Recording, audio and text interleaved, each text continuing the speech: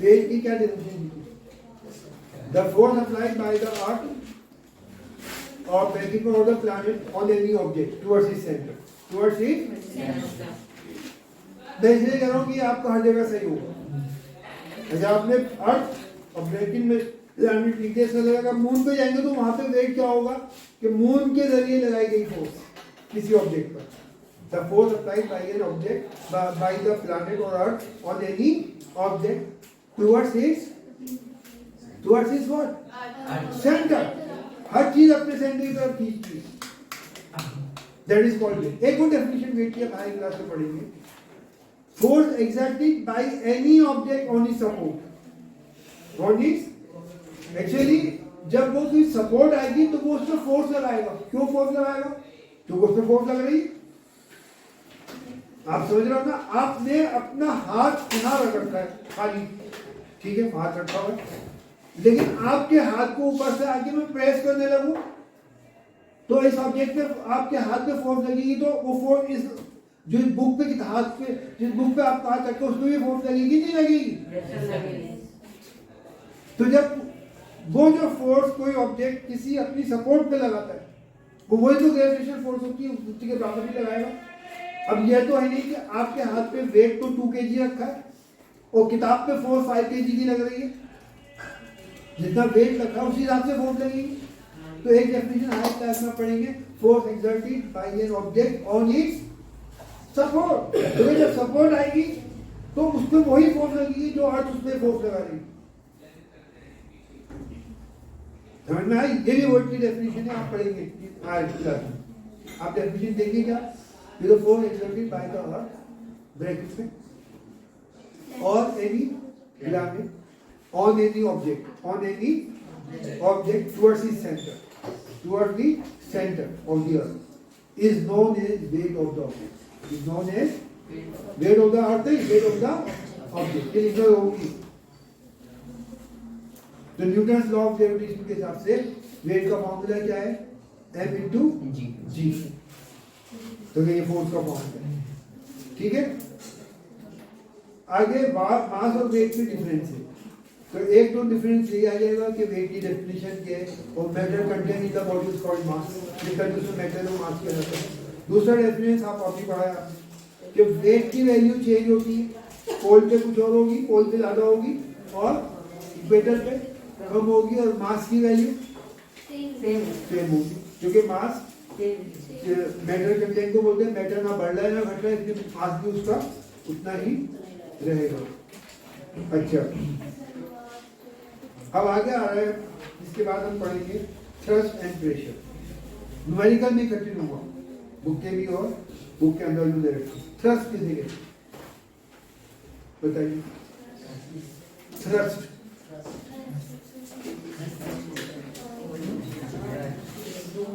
इसको मैं पढ़ दूँ?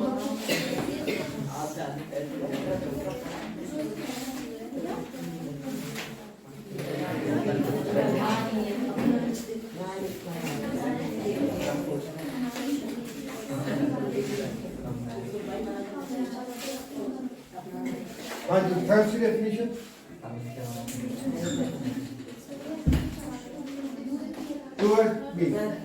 ध्यान से देखिए। नहीं, आप बुक में मत पढ़िए, वकालत कर लीजिए। बुक में बहुत से पॉइंट अंडरस्टूड होते हैं, दिए हुए नहीं होते। देखिए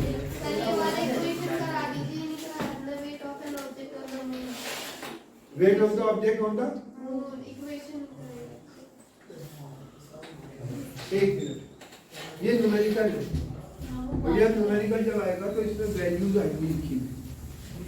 क्या आएंगी? वैल्यूज। वैसे तो आप डायरेक्ट अगर वेट ऑफ द ऑब्जेक्ट का मूल निकालना चाहें तो वेट का formula m into g use कर सकते हैं, और g की वैल्यू मूल वाली नहीं है, बस मास तो हो गया। समझ में आया ये? अगर आप ये प्रूव करना चाहते हैं कि मून का जो gravitational acceleration due to gravity है या ग्रेविटेशनल फोर्स जो है वो 6 गुना कम है, कितने गुना कम है, तो फिर आपको फोर्स ऑन दी मतलब अर्थ निकालनी पड़ेगी। क्या formula? Ji mass on the जी की वैल्यू, सॉरी और जी स्क्वायर, और जी की वैल्यू मून पे कितनी होगी, जी मास ऑफ द मून, ये जी ई कर लो, इसको डी एम कर लो, ये दोनों वैल्यूज आप पुट करेंगे। इसमें आपको अर्थ का मास या तो याद करें या सवाल में दिया होगा, मून का मास या तो याद करें या सवाल में दिया होगा। रेडियस ऑफ द अर्थ या तो आपको याद होना चाहिए, वैसे आमतौर से ये चीजें याद करनी, ये सवाल में दी होगी, और रेडियस ऑफ द मून भी दिया होगा। आई बात समझ में? जब आप ये सारी वैल्यू पुट करें, मारा काटापीटी मत करो, मारधाड़ ये पसंद नहीं है कि पता चले इसको इससे काट दे, इसको, सब बेकार की बात है। जब आप ये कर लें तो आप लिखिए मून की जी की वैल्यू और अर्थ की जी की वैल्यू। अर्थ की जी की वैल्यू ऊपर लिख दीजिए, M of the moon upon D moon square, और नीचे क्या आएगा, G mass of the earth into D E square. G से जी दोनों में से कैंसिल हो जाएगा। इसको आगे आप लिखेंगे mass of the moon upon D M square into, ये उल्टा हो जाएगा, अर्थ का रेडियस इनटू अर्थ का अर्थ। इनकी वैल्यू पुट करके आप डायरेक्ट कुछ करने की जरूरत नहीं है, डायरेक्ट 1/6 लिख दीजिए। कितना? 1/6 के mass of the gravitational acceleration due to gravity of the moon upon acceleration due to gravity of the earth is 1/6। यानी अगर इसको हम क्रॉस मल्टीप्लाई करें तो जी एम कितना हो जाएगा, 1/6 इंटू जी ई क्रॉस मल्टीप्लाई। मून पे जो ग्रेविटेशनल फोर्स है वो अर्थ की ग्रेविटेशनल फोर्स के 1/6 थे, क्योंकि उसका मास 1/6 थे और रेडियस में भी फर्क। तो ये सब कैलकुलेशन मल्टीप्लाई डिवाइड करने की जरूरत नहीं है, वैल्यू पुट कर दीजिए और इसको याद कर लीजिए, ये 1/6 के बराबर आता है अप्रोक्सीमेटली। बस समझ में आया कि आप इसको वैल्यू पुट करके मल्टीप्लाई करेंगे, फिर डिवाइड करेंगे, तो आपका पूरा टाइम तो उसी में निकल जाएगा, बचेगी नहीं। तो ये इट इज न्यूमेरिकल। अगर ये कभी सवाल आता है तो वैल्यूज दी होंगी, अर्थ का मास दिया होगा, मून का मास दिया होगा, अर्थ का रेडियस दिया होगा, मून का रेडियस दिया होगा, आप फॉर्मूले में इस हिसाब से वैल्यू पुट कर दीजिए। और एक्सेलरेशन ड्यू टू ग्रेविटी की वैल्यू अर्थ की भी निकाल लीजिए और मून की भी निकाल लीजिए, फिर इनको डिवाइड कर दीजिए। तो डिवाइड जब आप करेंगे ना, जी से जी कैंसिल, तो मल्टीप्लिकेशन फैक्टर तो आपका वैसे ही एक कम होगी, एक मल्टीप्लाई यहाँ भी करते फिर यहाँ भी करते, तो जहाँ प्रॉब्लम हो तो कैंसिल हो गए तो खत्म हो गया। बाकी ये जो आपका आंसर आया, इसको मल्टीप्लाई करने की जरूरत नहीं है। आपके बहुत करने चाहे तो कर लो, मुझे हमें फर्क नहीं पड़ता, क्योंकि जब आप डिस्टेंस का रेडियस का स्क्वायर करेंगे उसमें बहुत टाइम लग जाएगा, और ये मीटर में होना चाहिए सारी वैल्यूज, और ये भी मीटर में, तभी ये नहीं कि 1 किलोमीटर में और 1 मीटर में, यूनिट सेम होनी चाहिए। अर्थ का मास किलोग्राम में है तो अर्थ मून का मास भी किलोग्राम में होना चाहिए। और ये वैल्यू पुट करो, सीधा 1/6 लिखो, बस। ज्यादा ज्यादा लिख सकते हो अप्रोक्सीमेट, क्या अप्रोक्सीमेट, क्लियर हो गया? तो जी की वैल्यू निकल आई। अब आपको अर्थ मून के ऊपर मास निकालना है, तो मून का वेट निकालना है, तो मून पे जो वेट निकालेंगे तो मास ऑफ तो वही रहेगा, तो जी की वैल्यू वो मून वाली लेंगे, खत्म। अगर अर्थ पे वेट निकालना है तो मास तो वही रहेगा, जी की वैल्यू कौन सी लोगे, अर्थ वाली। अर्थ वाली कितनी वैल्यू है, 9.8, वो आपको रटनी। कभी कभी ऐसा होता है मास 20 किलोग्राम अर्थ के ऊपर, तो मून पे कितना वेट होगा, अगर वो पूछा मून पे कितना मास होगा तो मास तो वही होगा। यहाँ 20 किलोग्राम तो मून पे भी कितना होगा, लेकिन अगर वो कहता वेट कितना होगा, तो आप सीधा सीधा आप लिखेंगे weight on earth, weight on earth कितना होगा, 20 into 9.8। Okay, weight on moon कितना होगा, 20 इंटू 9.8 इंटू 1/6, सीधा सीधा। क्यों?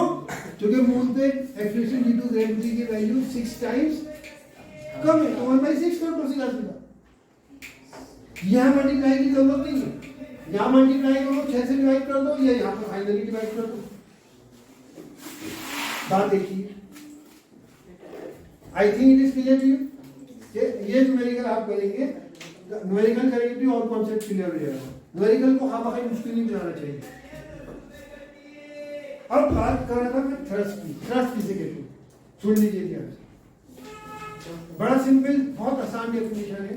टोटल, देखिए दो वर्ड यूज होंगे, total normal force acting on a surface, acting on A total normal force, और नॉर्मल परपेंडिकुलर फोर्स को कहते हैं। और अर्थ जो फोर्स लगाती है किसी चीज के ऊपर, जो उसका वेट होता है वो परपेंडिकुलर ही होता है हमेशा। वेट जो लगता है वो हमेशा नॉर्मल परपेंडिकुलर फोर्स होती है, वो कभी डायगोनली नहीं लगता भी। तो इसलिए वेट जो है वो हमेशा, तो क्या थ्रस्ट की डेफिनेशन है, या तो total normal force acting on the surface, total normal force acting on the surface, acting on the surface, या क्या total perpendicular force, perpendicular force acting on the surface is called thrust on the surface, thrust on the surface। ये जिस surface से force लगी उस पे कितना thrust है। सर माइक गिरा है। हाँ कोई बात नहीं, आपको तो समझ में आ रहा है ना, बात समझ में आ गई आपकी नहीं आ गई। टोटल नॉर्मल फोर्स, सर एक बार वेट के, हाँ सर एक बार वेट की डेफिनेशन बताइए। वेट की डेफिनेशन बड़ी आसान थी, अभी तो बताई थी मैंने। The gravitational force acting on A object is called wait of the object. तो फैला के लिखना चाहें वेट की डेफिनेशन को, आप थोड़ा एलाबोरेट करके लिखना चाहें, तो the force of gravitational force applied bye earth bracket में प्लैनेट लिख दें, तो ये वेट अलग अलग प्लैनेट में अलग अलग होगा, और भी ऑब्जेक्ट टुवर्ड्स इस सेंटर। फोर्स ऑफ अट्रैक्शन भी लिख सकते हैं, क्योंकि तो हमेशा अट्रैक्शन फोर्स होती है, वेट जो होता है हमेशा अट्रैक्टिव फोर्स होती है। क्या total gravitational force acting by the earth on any earth bracket में लिखना, और any planet on any object towards its centre. किसका centre? Earth, towards the centre of the earth is known as weight of the object. तो formula क्या है weight का? लेकिन अगर आप weight Newton law of gravitation से निकालना चाहें तो वो भी बहुत भी कर सकते हैं, लेकिन वहां पे आपकी प्रॉब्लम पड़ जाएगी। वहां पे अर्थ का मास भी चाहिए, ऑब्जेक्ट का मास भी चाहिए, अर्थ का रेडियस भी चाहिए, तो वो सारी चीजें मल्टीप्लाई करनी पड़ेगी। जबकि यहाँ पर सिंप्लीफाई करके उन्होंने लिख दिया है force is equal to m into g, force is equal to m into, क्योंकि वो सारी वैल्यूज कैलकुलेट होगी g के बराबर है। अर्थ का मास भी इसमें आ गया मल्टीप्लाई में, और अर्थ का मास भी आ गया, अर्थ का रेडियस भी आ गया। Are you understanding my point? तो दिस इज इजियर। अगर आप बोलिए मैं ग्रेविटेशन लॉ से वेट निकालना चाहते हो वो भी निकाल सकते हैं, बस आप लोगों को कैलकुलेशन बढ़ जाएगी, लेकिन आंसर वही आएगा जो m into g से आएगा। आंसर में कोई फर्क, क्योंकि you are finding the weight of the object of the same object. ये बात समझ में आ गई? तो थ्रस्ट की डेफिनेशन क्लियर होगी। नाउ प्रेशर किसे कहते हैं? देखिए मैं प्रेशर की डेफिनेशन आपको दी देखिए। प्रेशर का फॉर्मूला है thrust upon area, thrust upon area. आप कैसे डिफाइन करेंगे? मान कर लें आपको, हाँ ये रूल ये है कि जिसको डिफाइन करना है उसे छोड़ दो, और जिसके टर्म्स में डिफाइन करना है उसे छोड़ दो, बाकी सबको वन कर दो। जैसे आपने याद करा था x equal to g m1 into m2 upon, ये सबकी वैल्यू आपने वन कर दी थी, इन दोनों को छोड़ दिया था। ऐसे डिफाइन करा था ना कि what is gravitational constant, it is the gravitational force, और उसके आगे सबका वैल्यू बता दीजिए। तो व्हाट इज प्रेशर, ये थ्रस्ट को छोड़ देंगे तो एक थ्रस्ट क्या है, टोटल, आप क्या लीजिए थ्रस्ट, और बाकी सबको वन करना है, thrust on unit area, thrust on unit area, क्योंकि इसको वन, अब एरिया तो जो होता है उसको एरिया बोलेंगे, आप अगर एसआई यूनिट में लिखे थे तो वो मीटर स्क्वायर कह सकते हैं, क्योंकि एसआई यूनिट जो है एरिया का मीटर स्क्वायर है। तो thrust on a unit area, thrust what is pressure, it is thrust on या थ्रस्ट का वो लिख दो, थ्रस्ट किसे कहते हैं, normal force, total normal force on जो इसको वन करना है, एक्टिंग होने सरफेस के लिए तो थ्रस्ट क्या जाएगा, एक्टिंग होने यूनिट एरिया,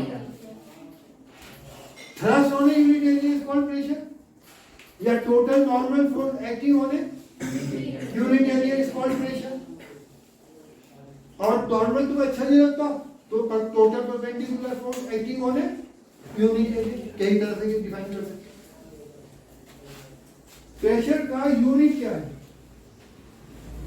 सर थ्रस्ट कैसे यूनिट न्यूटन होगा, क्या सर थ्रस्ट कैसे यूनिट न्यूटन, थ्रस्ट का यूनिट न्यूटन होगा, क्यों, क्यों फोर्स, क्योंकि फोर्स है, फोर्स थोड़ी हो या ज्यादा हो कि लेकिन तो उसका यूनिट तो न्यूटन ही रहेगा। तो total normal force acting on a unit area, तो फोर्स तो है ना, तो फोर्स का जो यूनिट है वो यहाँ पे आएगा। तो प्रेशर का यूनिट क्या हो गया, एक मिनट, थ्रस्ट का जो प्रेशर का यूनिट बनेगा वो बनेगा न्यूटन, और एरिया का यूनिट, यदि फॉर्मूले का यूनिट पुट कर दो, एसआई यूनिट क्या होगा, मीटर स्क्वायर। तो what is unit of the pressure, Newton पर मीटर स्क्वायर, न्यूटन इस न्यूटन पर मीटर स्क्वायर को शॉर्ट फॉर्म में पास्कल बोलते हैं, यानी 1 पास्कल जो होता है 1 न्यूटन अपॉन मीटर स्क्वायर होता है। तब यहाँ दूसरी डेफिनेशन आ गई कि पास्कल की क्या डेफिनेशन है, पास्कल की यानी इसको शॉर्ट फॉर्म में, जैसे आप याद करो फोर्स का फॉर्मूला था m इंटू ए, यही था ना, m क्या था, किलोग्राम इंटू मीटर पर सेकेंड स्क्वायर, किलोग्राम मीटर पर सेकेंड स्क्वायर फोर्स का यूनिट है। इतने बड़े यूनिट को शॉर्ट फॉर्म में हमने क्या कह दिया था, न्यूटन।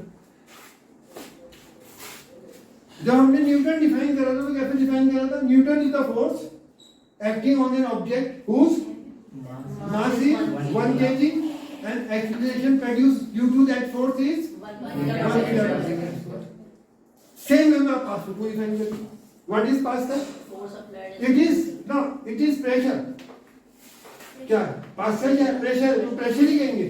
दो न्यूटन क्या था, फोर्स, तो हमने फोर्स बोला था। Pascal is the unit of pressure, तो it is the pressure, it is a pressure when 1 Newton force act on an object, 1 Newton force act on, आप इधर से डिफाइन करोगे ज्यादा अच्छा है। 1 Newton force act on, क्योंकि 1 न्यूटन की फोर्स का यूनिट है, 1 न्यूटन नॉर्मल फोर्स, ये ज्यादा बेटर है। 1 न्यूटन थ्रस्ट भी कह सकते हो, लेकिन बेटर है 1 newton normal force act on an object whose area is 1 metre, whose area is फॉर्मूले में स्क्वायर में आएगा, whose area is 1 metre square, क्योंकि एरिया बोल रहे हैं। Then the pressure of the object on the surface will be 1 Pascal. और जब से डिफाइन करो तो 1 Pascal is that pressure which is produced by applying how much? 1 Newton force, 1 Newton क्या? Normal force, ज्यादा बेटर, ज्यादा कॉन्सेप्ट क्लियर कर रहे हैं, परपेंडिकुलर फोर्स की बात कर रहे हैं। 1 newton normal force acting on 1 metre, acting on 1 metre square, area में स्क्वायर हो जाएगा अपने आप, एक्टिंग ऑन 1 मीटर। अगर एरिया कहना चाहते हैं acting on area of 1 metre square, acting on area of 1 metre. दोनों ऐसे कह सकते हैं। If 1 newton force, 1 newton normal force act on an object, 1 newton normal force act on an object whose area is 1 meter square, then the pressure of the object on the surface will be 1 pascal. Pressure of the object on the surface will be, जो pressure किस पे लग रहा है? जहां पे object रखा है उस सरफेस के ऊपर, the pressure of the object on the surface will be 1 pascal. अब इसमें सवाल है कि जब आप गद्दे पे खड़े होते हैं तो आपके पैर ज्यादा धस जाते और आप लेटे होते हैं तो नहीं धसते, क्योंकि जब एरिया बढ़ जाएगा तो ऑटोमेटिकली किलोमीटर बढ़ जाएगा तो ओवरऑल आंसर कम हो जाएगा। तो जब आप लेटे तो एरिया बढ़ गया, इसलिए टोटल जो प्रेशर है वो क्या हो जाएगा? कम हो जाएगा। आप खड़े हैं तो एरिया कम हो गया तो प्रेशर क्या हो जाएगा? बढ़ जाएगा। छोटे नंबर से डिवाइड करना। सेम वे में आपका सवाल आता है कैमिल और हॉर्स का, कि रेत के ऊपर कैमिल आसानी से दौड़ लेता है, रेत इतनी आसानी, हॉर्स इतनी आसानी से क्यों? पैर बहुत बड़ा होता है। The feet of the camel is very large. Area is very large. Whereas this area of the horse is very small. As a result, the pressure applied by the horse on the sand is higher than the pressure applied by the camel on the sand. So since the pressure of the camel on the sand is less, जो उसका weight ज़्यादा हो सकता है, लेकिन area बढ़ने से pressure क्या हो गया? कम हो गया। समझ में आया? तो pressure applied by the camel on the sand is much smaller than the pressure applied by the horse on the earth. Therefore, camel pressure कम है इसलिए इजीली है। फिर एक और सवाल है कि जो आप सामान उठाने जो कुली है, why they use turbine? Why they don't put the weight on their head directly? कि due to turbine एरिया बढ़ जाता है। क्या होता है? एरिया बढ़ गया। तो जब एरिया बढ़ गया तो उसके ऊपर जो वजन है उसी का हिस्सा है, तो ओवरऑल प्रेशर जो है सर के ऊपर कम, सर के ऊपर प्रेशर क्या हो गया? कम हो गया। तो वो प्रेशर कम हो गया इसलिए वो आसानी से उठा लेता। यही वजह है कि आपकी जो सीजर्स है वो उनकी जो वो होती है धारदार होती है, उनका किनारा बहुत पतला होता है सीजर्स का, नाइफ का। तो ये नाइफ का किनारा पतला होने से क्या होता है? एरिया कम हो जाता है किनारे का। जब आप उसी फोर्स से किसी चीज पे फोर्स लगाते हैं तो प्रेशर ज्यादा होता है, क्योंकि एरिया कम है तो प्रेशर तो वो आसानी से काट देता है। और हाँ, ब्लंट साइड से यानी जो मोटी साइड है वहां से आप सेब काटना चाहें तो फोर्स तो सही लगा रहे हैं, लेकिन प्रेशर कम हो गया। वो प्रेशर कम हो गया तो वो आसानी से नहीं कटेगा। लेकिन बहुत सारे सवाल इस पे बनते हैं। कहीं प्रेशर कम होने से फायदा हो रहा है, प्रेशर बढ़ गया, और कहीं प्रेशर बढ़ने से फायदा हो रहा है कि एरिया बढ़ने से फायदा हो रहा है, एरिया कम होने से फायदा हो रहा है कि प्रेशर बढ़ गया, और कहीं एरिया कम होने से फायदा हो रहा है क्योंकि प्रेशर नहीं, एरिया कम होगा तो प्रेशर बढ़ जाएगा। प्रेशर बढ़ गया, एरिया बढ़ गया, प्रेशर एरिया बढ़ गया तो प्रेशर कम हो गया, और कहीं एरिया कम हो गया तो प्रेशर बढ़ गया। तो नाइफ में एरिया कम है इसलिए प्रेशर बढ़ गया। टर्बाइन के अंदर टर्बाइन की यूज करने से प्रेशर एरिया बढ़ गया, एरिया बढ़ने से प्रेशर प्रेशर कहां पर? सर के ऊपर।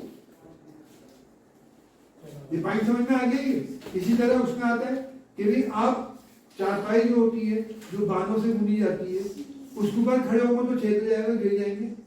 कभी उस पर अक्सर मना करते हैं लेटे तो कुछ नहीं होगा। क्यों?